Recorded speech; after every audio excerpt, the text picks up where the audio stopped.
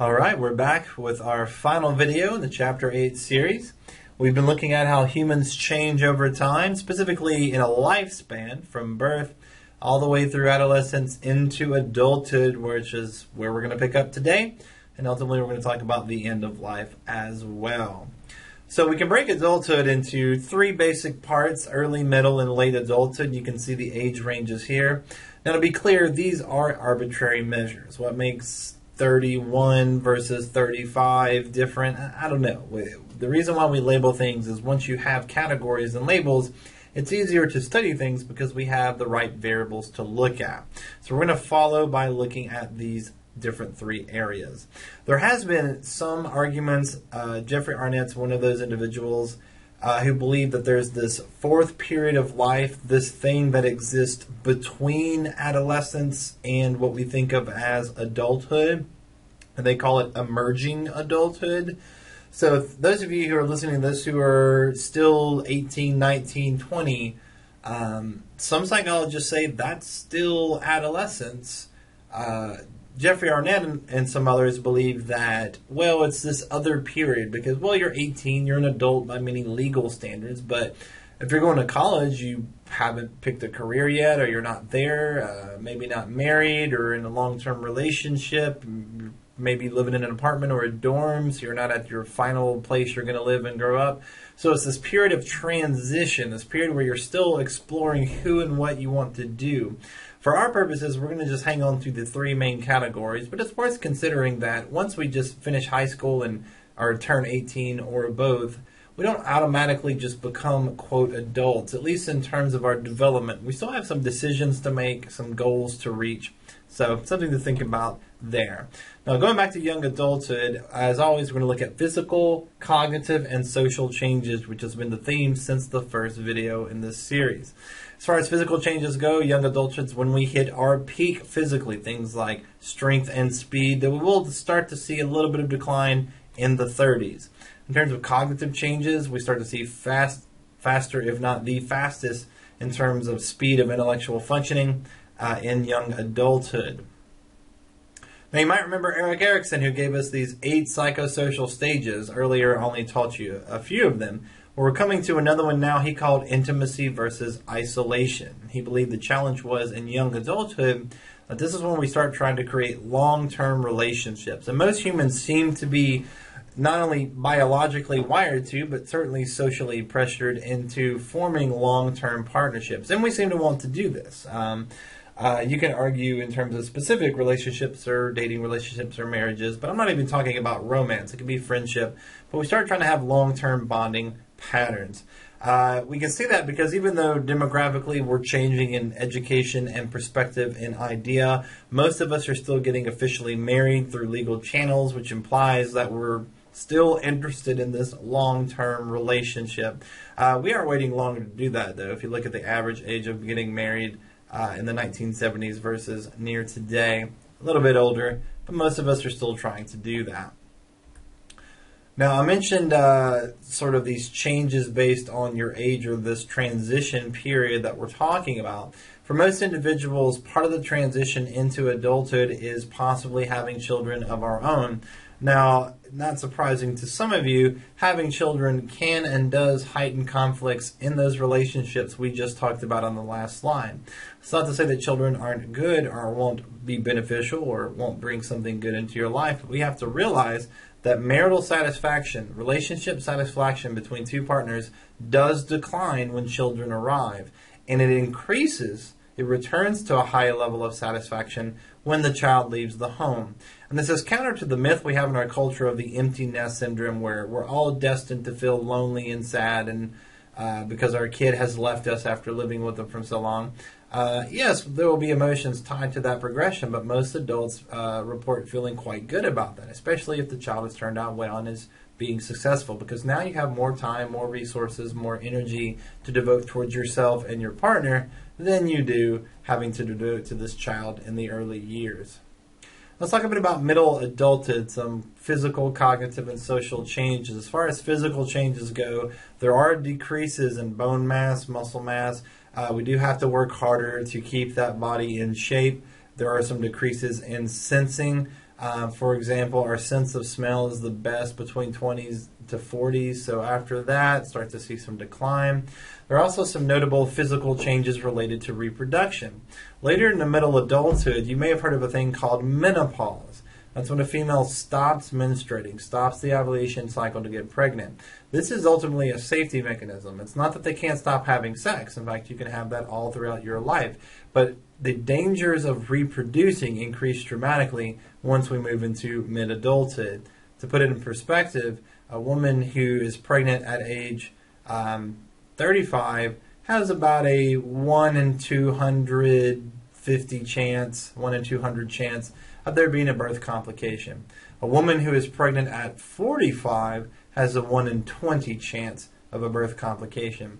But something we may not realize is men are very similar. Men also go through a biological change called andropause. Now, men don't have a menstruation or a monthly cycle, so maybe we're less likely to talk about it or notice it. But both men and women see drops in testosterone and estrogen as part of this protective mechanism to keep us from reproducing. Yes, we can still do it. In fact, the world record holders are, I believe, in the 80s for the oldest woman pregnant and in the 90s for the oldest male to conceive. So it's possible, but it's a lot more risky. In terms of cognitive changes, you may think that young adulthood's when we are most intelligent, but that is not true. I said we are thinking the fastest speed of process. Though speed may slow down, we start to see decline in middle adulthood. Crystallized and fluid intelligence, our ability to understand language and vocabulary, or having just pure inductive and deductive reasoning, actually increases for most of us based on experience and education. Now, once again, we come to some social changes, and look, here is Erik Erikson again. The challenge, according to him, is generativity versus stagnation.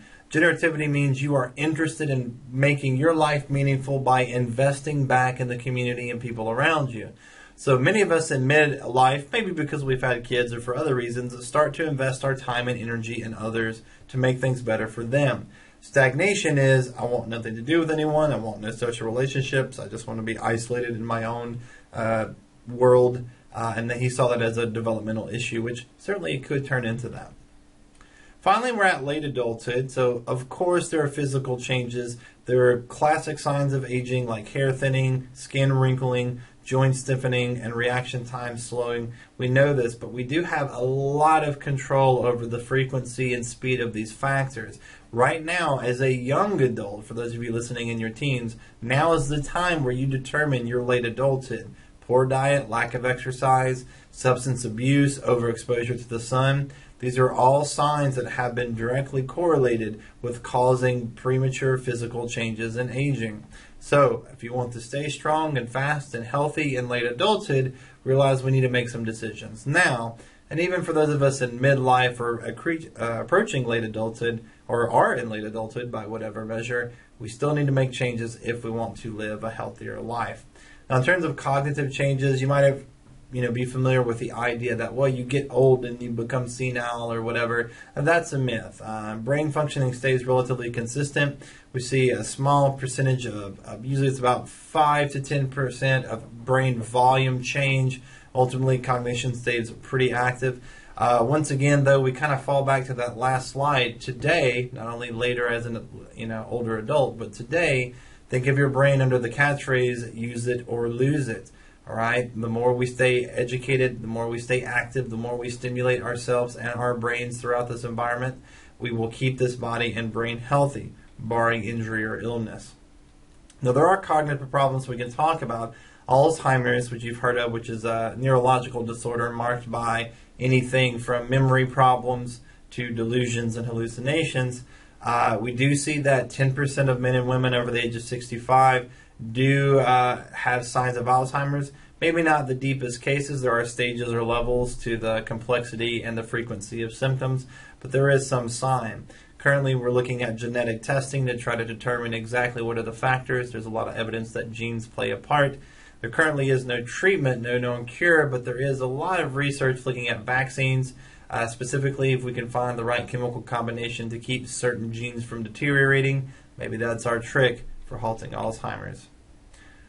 Now, one last Erik Erikson psychosocial stage, and that is in late adulthood, where he called it ego integrity versus despair. And basically, in late adulthood, the big social challenge is asking ourselves, are we happy with what happened? Are we confident and comfortable in our life, despite mistakes that we're all going to make? Or do we live in despair and fear and horror and sadness because of the life we've lived? One is a more healthy and more long-term approach to life. Now, one last thing on late adulthood in terms of social changes. I want to talk about this concept of retirement because, frankly, this is new in the course of human history. Unless you were very wealthy, typically you worked until you died or until you couldn't anymore and someone else could take care of you. Now, you can enter a job at age 20 and assuming it's a career you love and stay in it for a while, you will pay in money to it, you will retire, and 50, 60, 70, 40, 80, depends on what you set up and what you do, you can actually finish working professionally and still have enough income to live off of. But the question is, well, what do we do? Let's say you retire at age 60 or even 65. Well, people over the age of 80 is the fastest growing population in this country. More and more of us are living to our full potential. So let's say you're 60 years old, 65 years old, you're retired, and you've got 40 years of life left. What do you do with that time? There are some trends we're starting to see.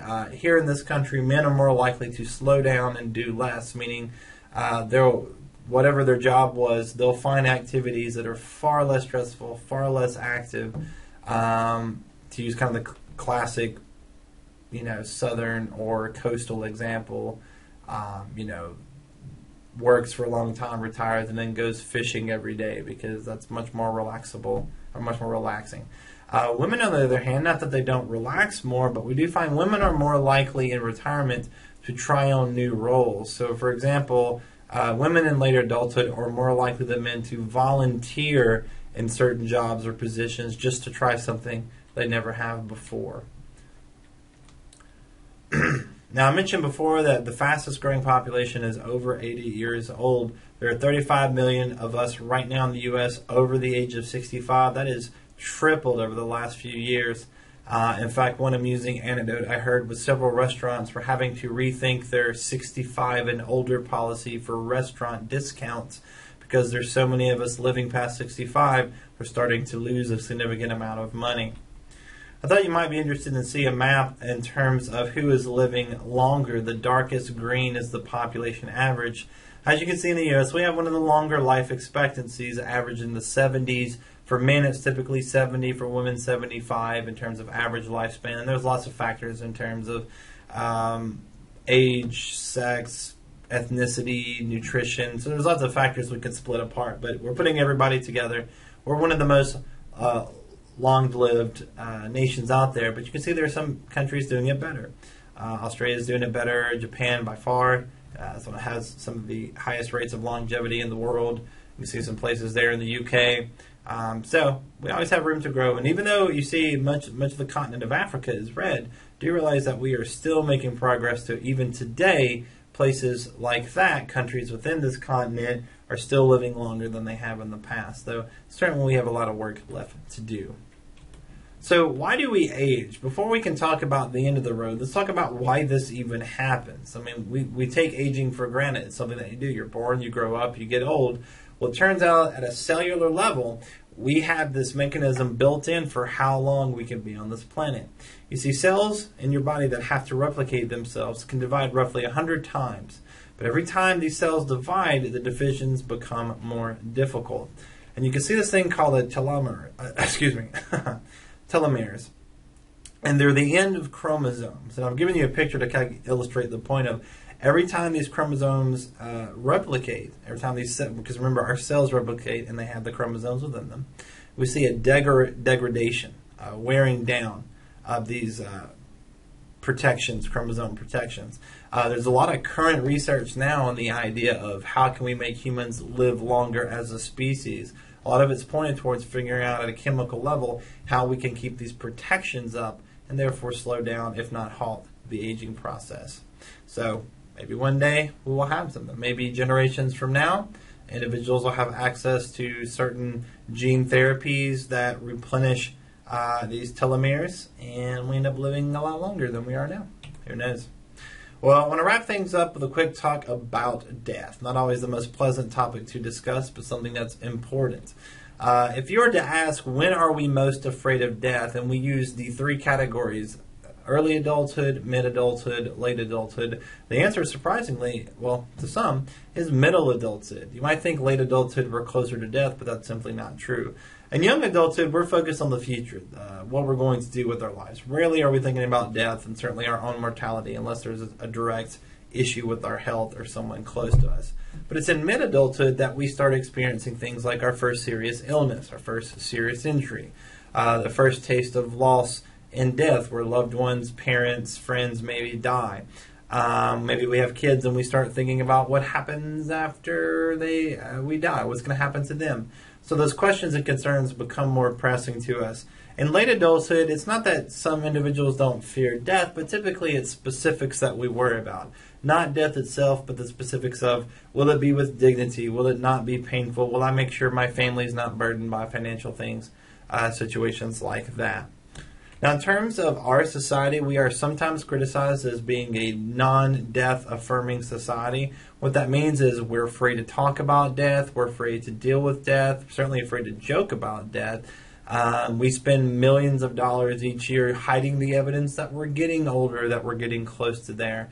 Our funeral practices are, compared to some societies, very reserved, very closeted. So it definitely is this thing that we try to avoid, especially with children and those that we're afraid to talk about it with. Though there is an interesting idea, it's called terror management theory, and that is that whenever we're reminded of our own mortality, we're much more likely to sort of homogenize ourselves. So for example, if we are attacked by another country or another group of people and that we almost die or some people do die, that tends to bring us together, but the bad part is we typically really homogenize. We feel like we're the only way the world should be, we're the only way people should be, and if you're not like our culture, then you are wrong. So mortality is somehow linked to our ability to stereotype, to discriminate, to show prejudice against. Anytime we feel that fear, we're more likely to retreat back into that camp. So what is grief? We all feel grief, and certainly if you talk about death, it seems like the good time to talk about it. But it doesn't have to be death, because grief is simply a response to loss. And it's important to realize it's a natural response. It's something that our body and brain is programmed to do. It's one of the ways we cope and deal with loss. Now, grief, depending on the severity or the amount of grief experienced, these emotions can be too much and can create physiological or psychological difficulties or even dangers. The example I mentioned here was when we see men and women who have been married for a long time and one of them dies, the partner, the male or female, is much more likely to die in the next 6 months than whatever their health, whatever their insurance actuary tables would actually say of them. So even though they're in a health that says they have many years left, that few months after that big loss, we are suddenly at a higher risk to die ourselves. So I always thought that was kind of interesting. That shows the power of grief. Now, speaking of grief, I'm going to end up by talking about Elisabeth Kubler-Ross. She was someone who studied grief and ultimately, through her observations, believed that humans generally go through the same stages of grief, the same stages of response to loss, such as death. So I want you to know her 5 stages. In this case, one of the few things I want you to know in order. So let's move through them. So let's say that someone like a doctor has just told you you have 6 months to live. According to Kubler-Ross, most of us would move to denial, the first stage, where we say, I don't believe you, on a second opinion, third opinion, this can't be right. Secondly, there's anger at herself, anger at the doctor for not doing anything, anger at God for cursing you, whatever. We do seem to focus our emotions that way. The third stage is bargaining, pleading, trying anything, hoping for anything, praying for anything. And when that fails, depression sets in. But for some of us, we're able to achieve acceptance, understanding and acceptance of what will come. And there's no specific time frame for these stages, and in fact, some men and women go through these at very different rates. It's not uncommon to see someone, let's say with cancer, who is going to die, move through these stages faster than the family around them who aren't ready to accept that loss. There is one other way to look at grief, and I'm going to wrap this up here by talking about George Bonnero's look at grief. He didn't go 1, 2, 3, 4 in order. Instead, he talked about these 4 areas that we can measure to see how you're going to react, and maybe if there's a safety issue or behavioral issue we should see. The first is resilience. That is, how quick will you grieve and then return to functioning levels. Low resilience means you're going to stay in the grieving process longer, and that kind of moves us to the second category, recovery. It takes us longer to move past the grieving period, therefore we're slower to return to functioning. And as you can see, as we move down this list, it's getting worse and worse for us. Chronic dysfunction means the grieving process never stopped, and now there's a long-term disruption. This is a risk for psychological disorders like mood disorders, anxiety disorders. And delayed grief is kind of outside the 3, because what we're saying is you're not experiencing any of these yet. They seem to not be, registering, but then those feelings can instantly come back out of nowhere and maybe create a chronic dysfunction in us. All right, well, we've finished this chapter. Quite a talk, from conception to life to aging to adults and to now death. So I hope you enjoyed the material. We'll see you next time for a whole new topic.